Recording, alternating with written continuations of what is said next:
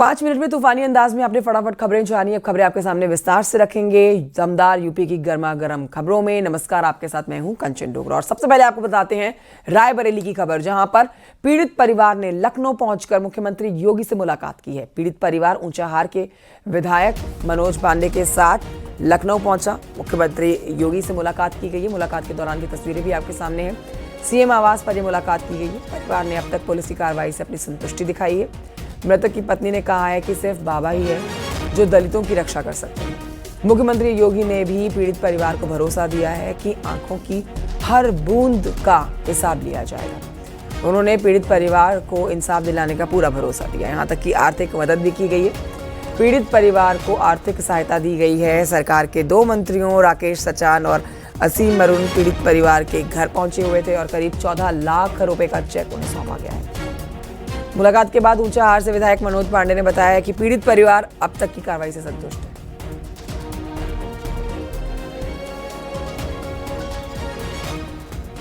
मुख्यमंत्री योगी आदित्यनाथ से मुलाकात के बाद रायबरेली का पीड़ित परिवार 5 कालिदास मार्ग पर निकला है। इस साइड में जो बैठे हुए हैं ये मृतक के ससुर हैं, जबकि बीच में उनकी बेटी और उस पार उनकी पत्नी बैठी हुई हैं। मनोज पांडे जो कि मुलाकात करवा करके आए हैं वो यहाँ पर मौजूद हैं और मैं कोशिश करता हूँ उनसे बातचीत करने की।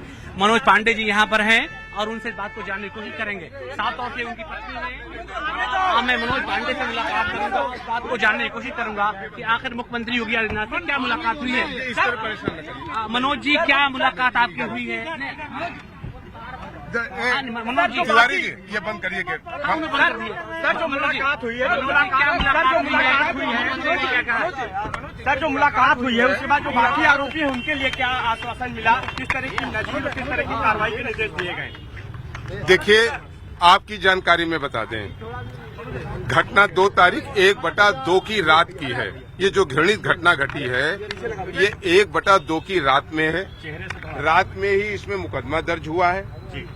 सुबह तक इसमें 5 अभियुक्तों की गिरफ्तारी हुई, जिसमें 4 पिछड़े समाज और मौर्य समाज से आते हैं। एक दलित समाज के व्यक्ति की उसी दिन गिरफ्तारी कुल 5 लोगों की हुई है। 7 लोगों की गिरफ्तारी आज तक हो चुकी है। 3 लोग और इसमें चिन्हित किए गए हैं, जिनकी पुलिस लगातार अन्य राज्यों में भी दबिश कर रही है, उनकी गिरफ्तारी का प्रयास कर रही है। एक व्यक्ति जो पुलिस मुठभेड़ में घायल भी हुआ है गोली से, ये आपकी जानकारी में है। 48 घंटे के अंदर सारे अभियुक्तों के विरुद्ध कार्रवाई हुई है। इनमें जो कुछ पुलिस अधिकारियों को भी शिथिलता बरतने का दोषी पाया गया, उन्हें 5 अधिकारियों और कर्मचारियों को निलंबित भी किया गया। माननीय मुख्यमंत्री जी ने इस पीड़ित परिवार को 6,92,000 रुपए, इस परिवार को 6,92,000 रुपए विभिन्न सरकार की योजनाओं में फतेहपुर के भी परिवार को दिया। आज ये परिवार कुछ मांगने नहीं आया था, माननीय मुख्यमंत्री जी का आभार प्रकट करने आया था, उनको धन्यवाद देने आया था कि जिस तरीके से आपने अपराधियों के और अभियुक्तों के विरुद्ध कार्रवाई किया। और इस परिवार ने उनसे कहा कि कोई अगर दलितों के लिए हितैषी है और कोई खड़ा हो सकता है तो योगी आदित्यनाथ जी खड़े हो सकते हैं, ये इस परिवार ने माननीय मुख्यमंत्री जी से कहा। और ये बढ़ते आगे आपको बताते हैं कि शामली जिले के कैराना में पुलिस प्रशासन पूरी तरह से अलर्ट मोड पर है। कैराना की एसपी की सांसद इकरा हसन के बयान के बाद हिंदू रक्षा दल के कार्यकर्ताओं ने विरोध प्रदर्शन की चेतावनी दी है। लिहाजा पुलिस ने कैराना में जगह जगह पर बैरिकेडिंग कर दी है। सांसद इकरा हसन के आवास के बाहर भी पुलिस और पीएसी के जवानों की तैनाती कर दी गई है। हिंदू रक्षा दल के कार्यकर्ता इकरा हसन के बयान से नाराज हैं। इकरा हसन ने सीएम योगी के हालिया डेंटिंग पेंटिंग वाले बयान पर तीखी प्रतिक्रिया दी थी, जिससे हिंदू रक्षा दल के लोग नाराज हैं।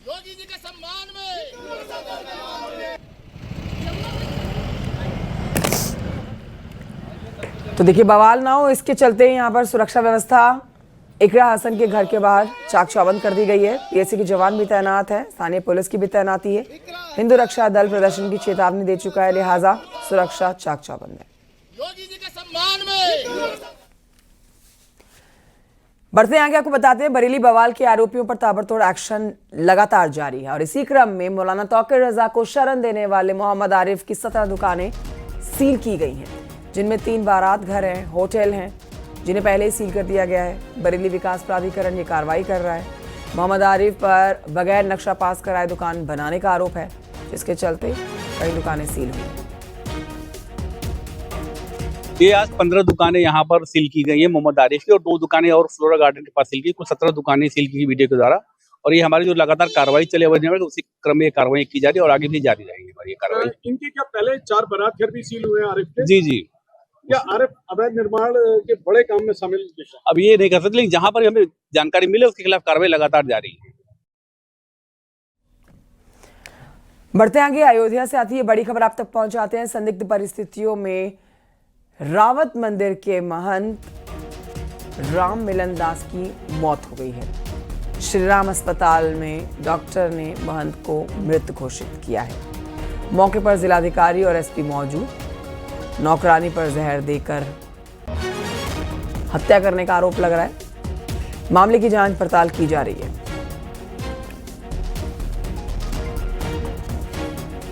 कही है कि पवन आप महाराज जी को पानी दे दीजिए और उनको खांसी आ रही है, यही कहते हुए निकल गई है।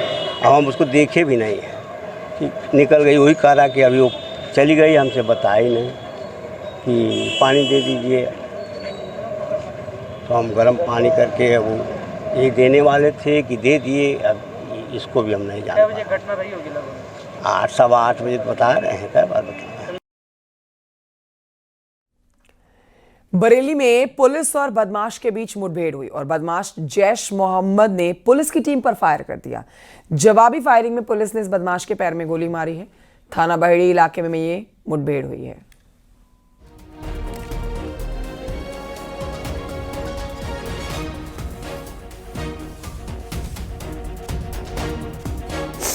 इलाहाबाद हाईकोर्ट की लखनऊ बेंच ने जगत गुरु स्वामी राम भद्राचार्य के खिलाफ सोशल मीडिया प्लेटफॉर्म पर चलने वाले कथित आपत्तिजनक वीडियो को 48 घंटे में हटाने का आदेश दिया है।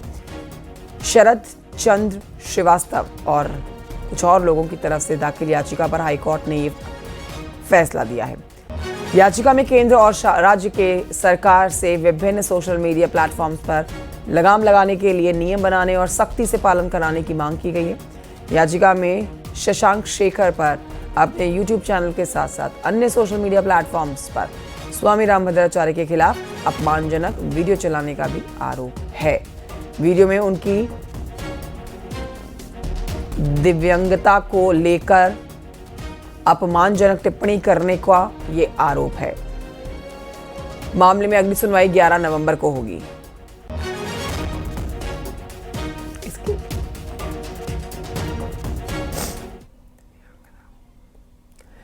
उधर अफगानिस्तान के विदेश मंत्री आमिर खान मुत्तकी आगरा जाएंगे। भारत के दौरे पर आ रखे हैं ये। अब आगरा जाने का कार्यक्रम है। कल सहारनपुर पहुंचे थे। 11 बजे ताजमहल का दीदार कर सकते हैं, जो जानकारी मिल रही है। ताज सुरक्षा और पर्यटन पुलिस को दिशा निर्देश दिए गए हैं। इससे पहले कल मुत्तकी ने सहारनपुर के देवबंद का दौरा किया था। कई कार्यक्रमों में शिरकत की थी।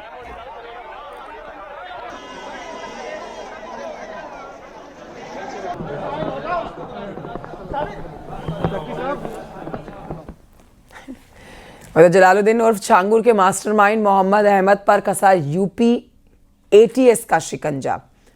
यूपी एटीएस ने मोहम्मद अहमद को 13 अक्टूबर को तलब किया है। 16 करोड़ रुपए की जमीन पुणे में जो है उसकी खरीद के मामले में छांगुर और नवीन रोहरा के साथ ही मोहम्मद अहमद का एग्रीमेंट हुआ था। छांगुर के साथ जमीन एग्रीमेंट में नाम आने के बाद से वो फरार चल रहा है। मोहम्मद अहम कोतवाली उतरौला क्षेत्र का रहने वाला है।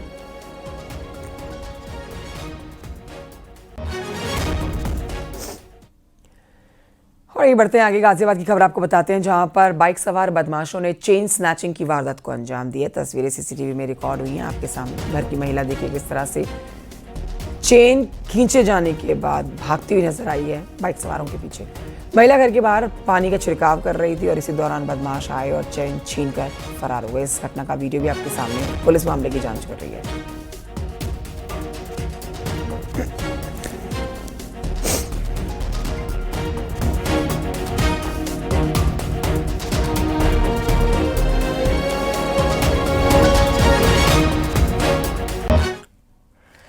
यूपी लोक सेवा आयोग की पीसीएस की आज प्रारंभिक परीक्षा हो रही है। बड़ी जानकारी आपको दे देते हैं। राज्य के सभी 75 जिलों में आयोजित होगी ये परीक्षा और इस परीक्षा के लिए 75 जिलों के 1435 सेंटर्स बनाए गए हैं। 210 पदों के लिए आयोजित हो रही इस परीक्षा में 6,26,387 अभ्यर्थियों ने आवेदन किया है। 2 पालियों में सुबह 9:30 बजे, 11:30 बजे और दोपहर 2:30 बजे और 4:30 बजे तक ये परीक्षा की जानी है। इसके साथ ही इंतजाम पूरे किए गए हैं सुरक्षा के, कहीं कोई गड़बड़ ना हो, कहीं कोई नकल ना हो, इसके लिए चौकसी बरती जा रही है।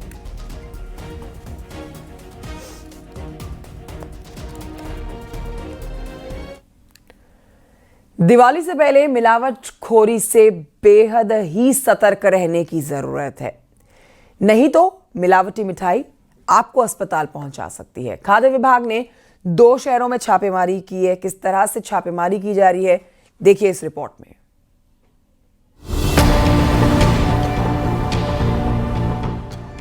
मिलावट के जहर से सावधान, जगह जगह मिलावट का जाल।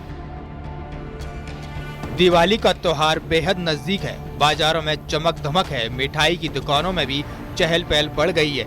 दिवाली के मौके पर घर घर में मिठाई की डिमांड होती है, लेकिन कहीं ये मिठाई आपको बीमार न कर दे, क्योंकि त्योहारी सीजन में मुनाफे की खातिर मिलावटखोर आपकी सेहत से खिलवाड़ करने की तैयारी में है। ग्रेटर नोएडा में मिलावटखोरों पर लगाम कसने के लिए खाद्य सुरक्षा विभाग ने बड़ी कार्रवाई की है।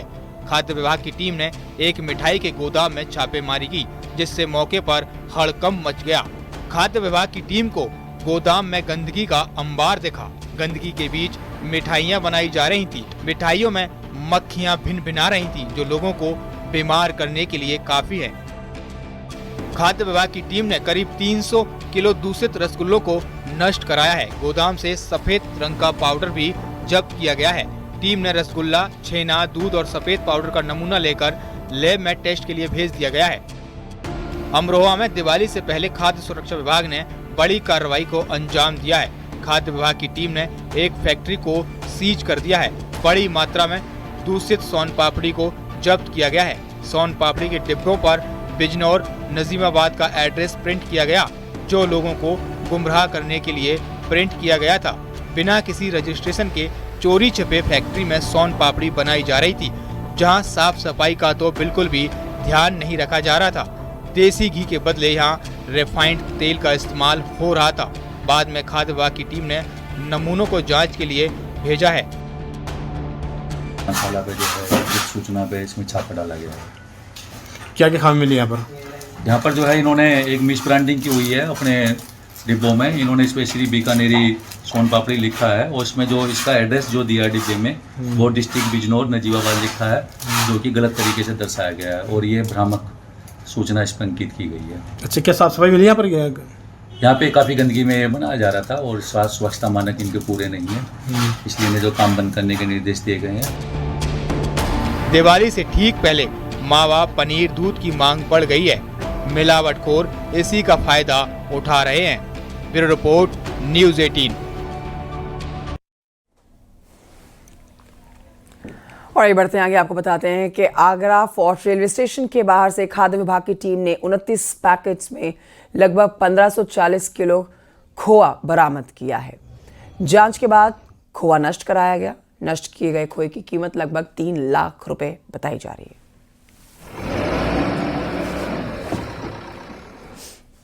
उधर संभल के चंदौसी में खाद्य सुरक्षा महकमे की टीम ने छापेमारी की और 1 क्विंटल 35 किलो मिलावटी पनीर जब्त किया गया है। पकड़ा गया पनीर बदायूं के एक गांव से संभल के चंदौसी लाया गया था। अब इसे 220 और 230 रुपए किलो के दाम में बेचा जाना था। अधिकारियों ने पकड़े गए पनीर को जमीन में दबाकर नष्ट किया है। पूरा एकदम मिट्टी में पूरा मिला के पूरा ढक के ठोक देना ऊपर से। ये हमें खबर मिल रही थी यहाँ पे स्थानीय जो हमारे खाद्य सुरक्षा अधिकारी हैं उनकी रेकी पे कि ये बदायूं साइड से ये ऑटो में पनीर आता है और बहुत 220 तो 200 रुपए के हिसाब से यहाँ पहुँचाते हैं। तो हमने जांच करी, उसमें खुद भी उसने बताया कि बिल्कुल एक सपरेटा है और इसमें कोई चिकनाई नहीं है। और हमने देखा तो हमें बिल्कुल मिलावटी लगा, प्रथम दृष्टया मिलावटी लगा और चिकनाई बिल्कुल नील थी और इतना सस्ता बेच रहे हैं। इसका मतलब इसके कुछ मतलब ऐसी चीज़ें पड़ी हो सकती हैं जो नुकसानदायक हो सकती हैं।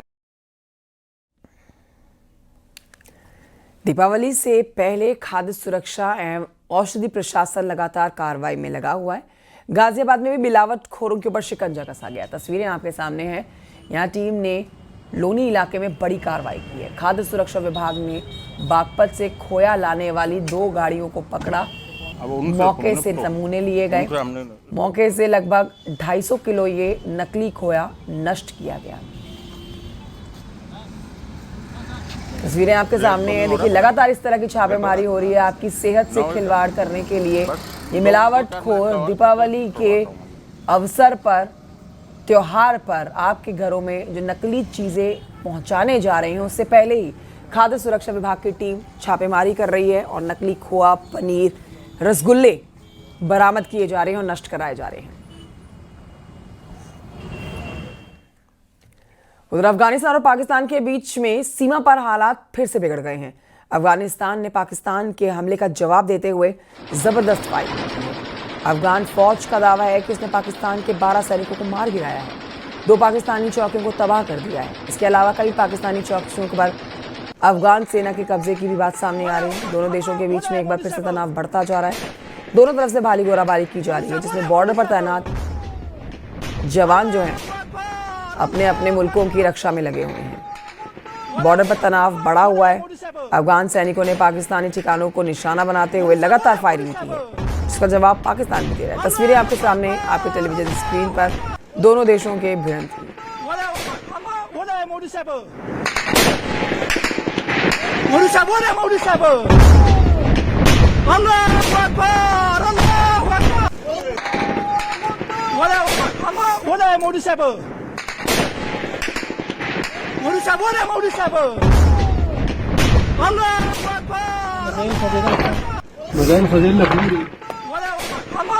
मोदी साहब